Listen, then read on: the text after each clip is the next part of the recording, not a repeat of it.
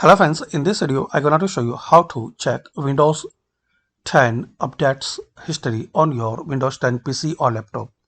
So to check and to view Windows update history, firstly click on Start, then type Windows Updates. Here you can click on Windows Update History.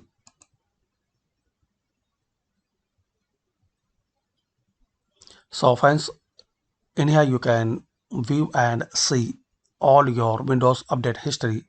There are some options like updates for driver.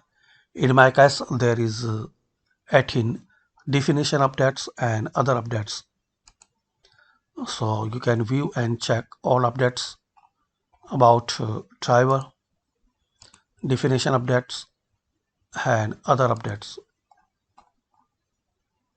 So that's it friends, by this quick and very easy method, you can check Windows update history. And also friends, you can access that page by clicking on Start, then click on Settings. Now in here click on Update and Security. Now click on Windows Update, and here is the option View Update History. That's it. Thanks for watching.